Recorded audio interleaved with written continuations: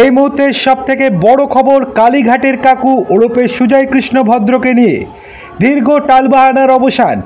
অবশেষে সুজয় কৃষ্ণ ভদ্র ওরফে কালীঘাটের কাকুর কণ্ঠস্বরের রিপোর্ট হাতে পেল ইডি। কেন্দ্র তদন্তকারী সংস্থাটি সূত্র মারফত এমনই জানা গিয়েছে।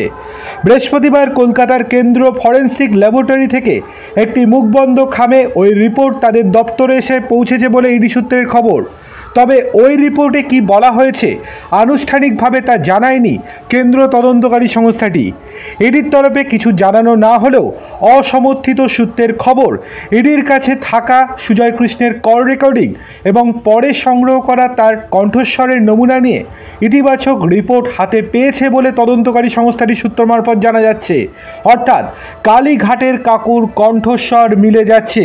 সুতরাং বলা বাহুল্য, অভিষেক বন্দ্যোপাধ্যায়ের অস্বস্তি এবার নতুন করে বাড়ল।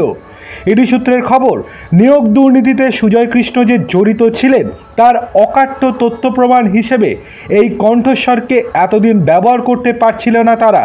কিন্তু এই বিষয়ে জটিলতা অনেকটাই কেটে গিয়েছে বলে তদন্তকারী সংস্থা সূত্রের খবর।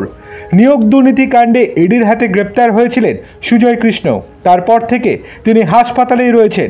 মাঝে একটি বেসরকারি হাসপাতালে হৃদযন্ত্রের অস্ত্রোপচারও হয় সুজয় কৃষ্ণের। তাকে হেফাজতে নিতে চেয়ে বারবার চেষ্টা চালায় ইডি, যদিও সফল হয়নি। এই নিয়ে এসএসকেএম কর্তৃপক্ষের দিকেও আঙুল তোলে কেন্দ্রীয় সংস্থাটি। তার কণ্ঠস্বরের নমুনা সংগ্রহ নিয়েও টানাপোড়েন তৈরি হয়েছিল। অবশেষে গত 3রা জানুয়ারি আচমকায় একদিন জোকাই এসআই হাসপাতালে নিয়ে গিয়ে কালীঘাটের কাকুর কণ্ঠস্বরের নমুনা সংগ্রহ করা হয়। তারপর ফের এসএসকেএমে ফিরিয়ে নিয়ে আসা হয় তাকে।